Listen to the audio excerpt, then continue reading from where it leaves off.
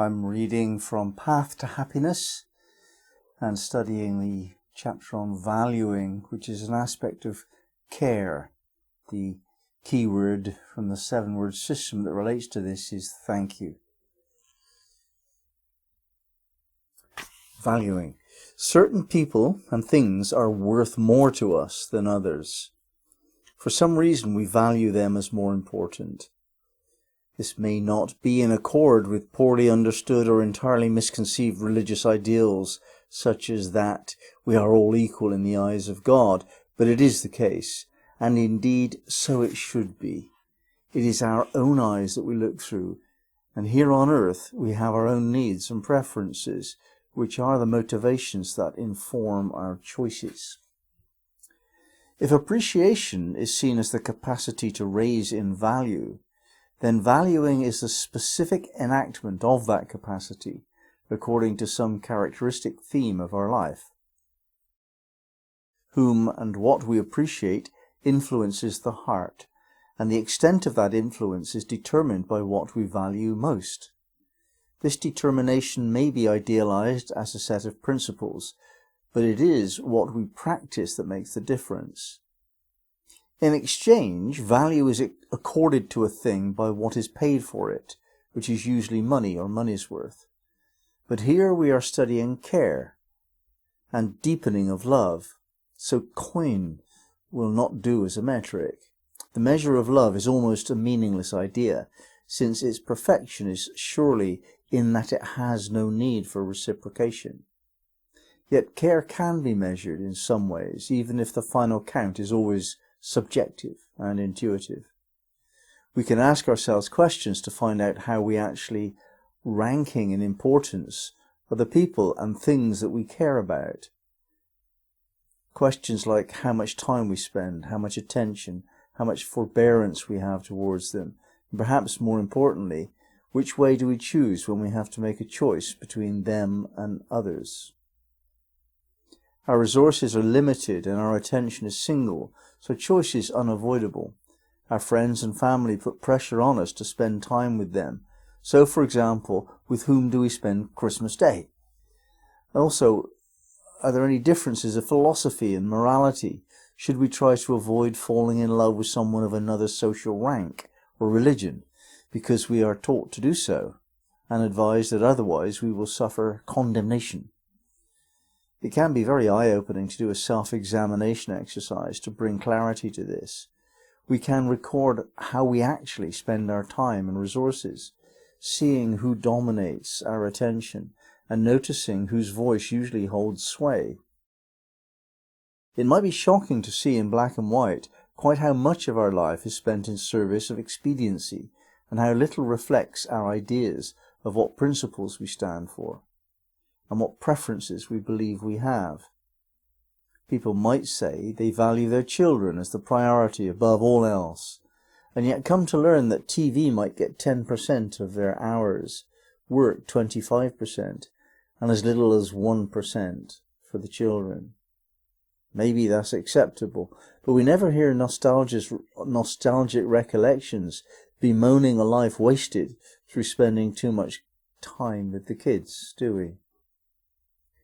So we can look at how we allocate our attention, time and money, and see if that is a sincere statement of how we rank the importance of our life treasures. At this stage, is it enough to notice the facts of the matter and allow feelings and realizations to come to the surface? If done with a serious attitude, this exercise alone will probably make a difference to improve how well the future unfolds for us. In this action of valuing, and despite appearances, we are choosing what to value in ourselves. We are not so much concerned with others as we are their qualities, the qualities themselves. This is because they are actually also present within us, and we enjoy celebrating them. How we define ourselves is actioned by the values we are drawn to in others. That is why valuing is so important, because it shapes and fulfills our desire nature. What we value is what we desire. So by showing value preferences in our appreciation, we give shape to our desires.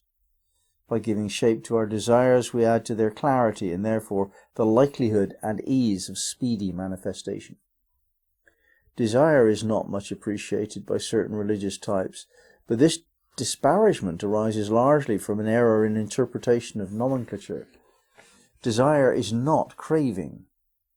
It is good and wholesome to allow your passion to vibrate its fullest satisfaction. The wisdom teachings are against need, not against the enjoyment of spontaneously doing what you want. It is not desire but craving that locks things up too tight for life to flow.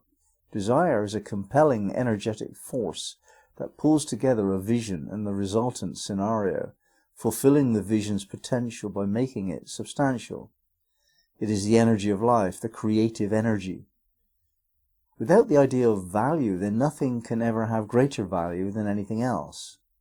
It would be constrained in our capacity to feel appreciation because we couldn't ever feel more of it. If we have ever tasted love, then we want more and more of it because we value it more than other feelings. The richness of our experiences is a perfectly reasonable measure of our existence and its worth. As we mature, so we evolve the substance of our life as we expand the width and depth of our encounters. Width is relatively easy. We do more types of things. Depth is not. We need to take new things to heart. Width and depth can operate against each other. Doing more similar things can actually make us too busy to experience them deeply. Perhaps you feel friendly with 100 people, but are they friends? How many deeply touch your heart? Diversity does not mean profundity. And in the end, it is the depth that evolves the value of life. Quality, not quantity.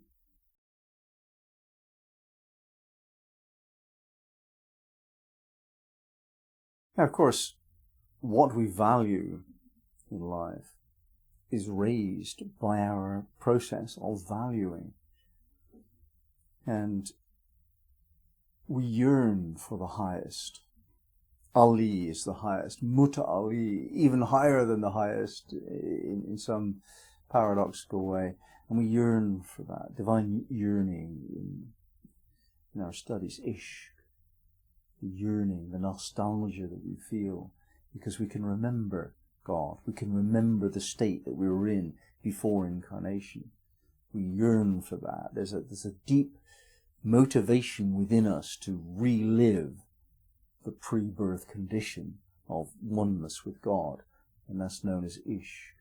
And even though it doesn't look like it, everything we manifest in life is an expression of that yearning to go home. And so Ishq is equivalent to Maya in the Hindu idea of the illusion of life. This isn't what we think it is. This isn't real. This is simply what we're making up instead of being able to be one with God. Ishq. We yearn for God so much that it colours and informs every bit of our experience in life as an illusion. And so many people see their lives as troubled. That's because they don't understand what God is. When you understand what God is and how God is, you can call it what you like, but there is something, and let's call it God, that is the best, the highest. And our imagination of that is represented by our life circumstances. Ishq. So, when we're training ourselves in developing values, surely we want to proclaim the highest value as the highest experience we have of God. Why wouldn't we? And that's what this practice means.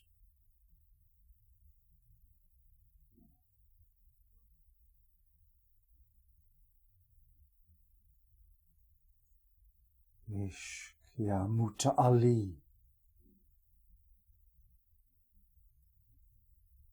Ishq ya Muta Ali.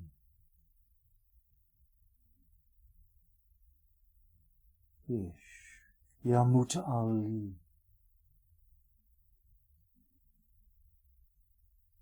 Ish. Ya muta'ali.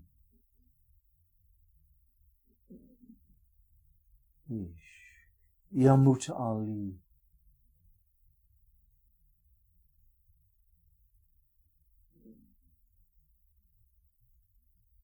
Amin.